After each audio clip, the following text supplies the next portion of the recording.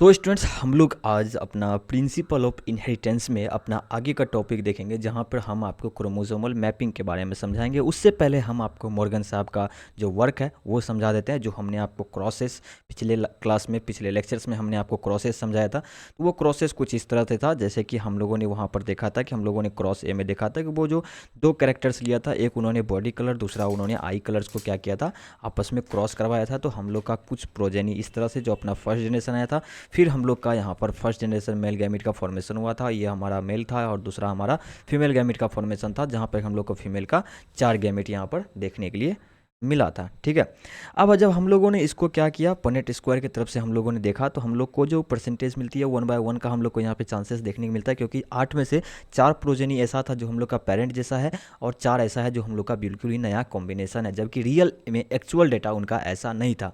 उनका actual data ऐसा था कि 98.7% जो था वो पेरेंट के जैसा था, और 1.3% ही ऐसा था जो कि रिकॉम्बिनेंट बिल्कुल ही नया था। ठीक है, इसका कहने का मतलब ये हो गया कि 987 अगर 1000 प्रोजेनी हुआ है, तो उसमें से 987 प्रोजेनी ऐसा होगा जो कैसा होगा, उसके पेरेंट के जैसा होगा, और 13 प्रोजेनी ही सिर्फ 1000 में ऐसा होगा जो कैसा होगा, बिल्कुल ही नया कॉम्बिनेशन होगा। ठीक है, जो कि बहुत ही कम है। सेम वही क्रॉस बी में बहुत ज़्यादा आया था। ठीक है, 628 ऐसा था जो कि पेरेंटल था, जबकि रिकॉम्बिनेंट का कॉम्बिनेशन बहुत ज़्यादा आया था, 372 था 1000 में से, जो कि रिकॉम्बिनेंट आया था बिल्कुल ही नया कॉम्बिनेशन, बिल्कुल ही नया कॉम्बिनेशन आया था। ठीक है, ना कि अपने पेरेंट के जैसा था, ना अपने दूसरे पेरेंट्स के जैसा था। ठीक है, अब यही चीज़ हम आपको एनसीईआरटी के डायग्राम हमने आपको बताया था कि एनसीईआरटी का जो डायग्राम दिया हुआ है उसके थ्रू आप लोग जब देखोगे तो यही सेम चीज़ आपको मिलेगा। देखो, जब हम लोग पेरेंट जनरेशन देखते हैं तो हम लोग को कुछ इस तरह से यहाँ पर हम आपको दिखाया जाएगा कि यहाँ पर जो फीमेल है वो रिसेसिव वाला लिया गया है, और जो मेल है वो डोमिनेंट वाला लिया गया है, जबकि वाई क्रोमोजोम पे कोई भी आपको यहाँ पर नहीं शो किया गया है जीन को। इसका कहने का मतलब है कि हम लोग जो यहाँ पे पढ़ रहे हैं वो कैसा है, एक्स लिंक्ड है। ठीक है, एक्स लिंक्ड हम लोग यहाँ पे कैरेक्टर्स ले रहे हैं। ठीक है, जिसका कि एक्स लिंक करने का मतलब सिर्फ उसका जीन जो है सिर्फ एक्स क्रोमोसोम पर ही पाया जाएगा। ठीक है, इस तरह से हम लोग का F2 वाला अपना रिजल्ट आया था, जहाँ कि हम लोगों ने क्रॉस ए में इधर अपना क्रॉस ए है और इधर अपना क्रॉस बी का रिजल्ट है। इस तरह से हम लोग को रिजल्ट आया था, जो कि क्रॉस ए में हम लोग को रिकॉम्बिनेंट बहुत ही कम आया था, जबकि क्रॉस ए में हमारा रिकॉम्बिनेंट ज़्यादा आया था। ठीक है, अब आज का जो टॉपिक है वो है अपना क्रोमोसोमल मैपिंग।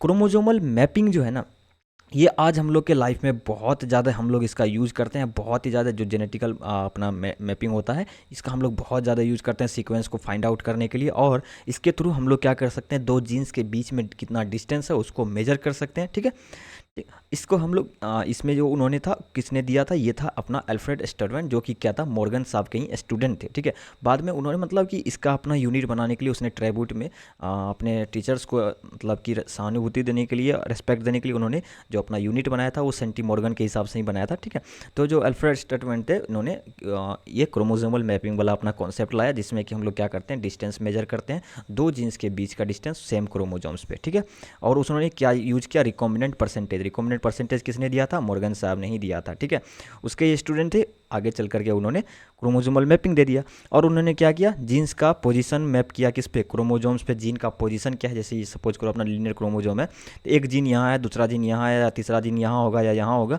इस तरह से उन्होंने मेजर किया और उसको मैपिंग करने का कोशिश किया। ठीक है, तो चलिए इसके हिसाब से 1% अगर 1% अगर रिकॉम्बिनेशन है, तो इसका मतलब है कि दो जीन्स के बीच में डिस्टेंस कितना है, 1 सेंटी मॉर्गन है। ठीक है, 1 सेंटी मॉर्गन है, या फिर हम लोग कह सकते हैं 1 मैप यूनिट है इनके ही हिसाब से।